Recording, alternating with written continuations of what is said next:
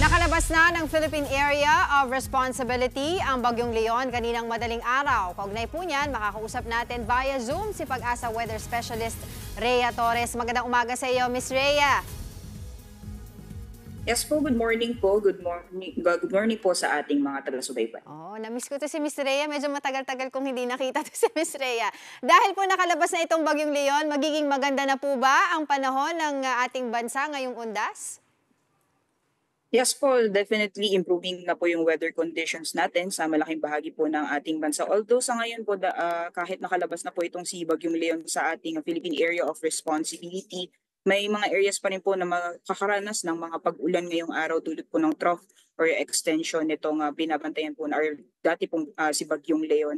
At asahan po natin may mga pag-ulan pa rin po sa areas ng Zambales, sa Bataan, gayon din sa Occidental Mindoro at Palawan. Meanwhile, fair weather or generally fair weather conditions pa tayo sa nalalabing bahagi ng ating bansa. May mga posibilidad lamang po na mga isolated rain showers dulot ng mga localized thunderstorms. So ito po yung mga biglaan o mga panandali ang buhos ng ulan. Oo, nabawi na po ba natin yung gale warning? For now po, meron pa rin po tayong gale warning over sa seaboards po or sa dagat baybayin po ng Batanes, pero most likely ay possible na mag-lift na din po tayo dyan. Dahil nga po papalayo na itong si Bagyong Leon or dating Bagyong Leon na yun po yung nag-cause ng matataas mga pag-alon sa area po ng Northern Luzon over the past weeks. Ms. Rhea, Dimples Romana po, good morning. Meron po ba tayong namomonitor na weather disturbance na maaaring magdala ng pag-ulan ngayong weekend?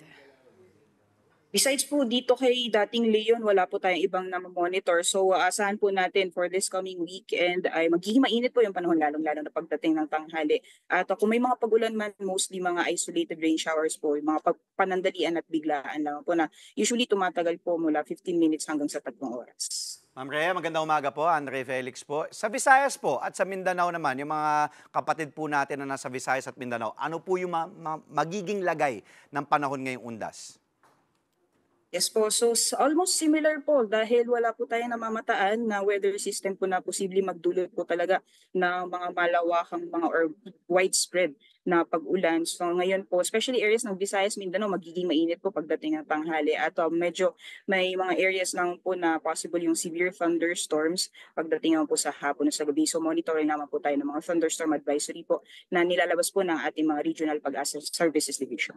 Ms. Rhea, mga ilang bagyo pa po ba ang posibleng pumasok sa Philippine Area of Responsibility hanggang matapos po itong taon? So nakikita po natin based po sa ating latest na datos, maaari pa rin po yung 2 hanggang sa 8 or possible po bago matapos yung taon. Actually hanggang 1 hanggang 4 na lamang po bago matapos po yung taon ng 2024. And for this month of November po 1 hanggang sa 2 ang maaring mabuo or pumasok po ng foreign. Ms. Rhea, last na katanungan na lamang po, kasi naging issue po ngayon yung papaano po ibibigay ng Pag-asa yung kanilang balita tungkol sa ating panahon. For instance, ano po ba ang ibig sabihin para mas maintindihan po ng mga kapatid natin ng Philippine Area of Responsibility?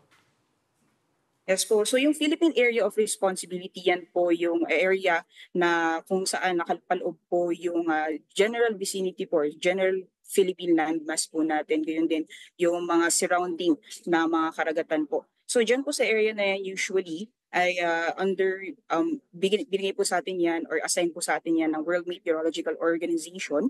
At dyan po sa area na yan, bounded or imaginary area po yan. So hindi yan automatically na Philippine landmass. So hindi po yan kalupaan. At pag sinasabi po natin na pag ang sama ng panahon pumapasok po ng PAR, hindi po automatically may landfall po tayo. So yan po ay area po na yan dahil yan po yung ginagamit natin na basehan para magbigay po tayo ng mga warnings dahil mataas po yung posibilidad na yung sama ng panahon ay pumapasok po ng ating Philippine Area of Responsibility. May mga areas po sa ating bansa ang maapektuhan sa mga susunod na araw. So nakakatulong po ito sa paggawa ng ating mga forecasts at magbigay ng babala sa ating mga kabayan na posible pong maapektuhan ng mga sama ng panahon na nakapaloob o nasa loob po ng ating Area of Responsibility. Alright, maraming salamat po ulit, Pag-asa Weather Specialist Rhea Torres. Mga kapatid, Dimples Romana po, kumpletuhin ang inyong umaga ng mga kwentong puno ng inspirasyon. Salubungin po ang bawat araw ng may ngiti at pag-asa. Kaya't mag-subscribe na po at mag-follow na sa aming social media pages ng News 5.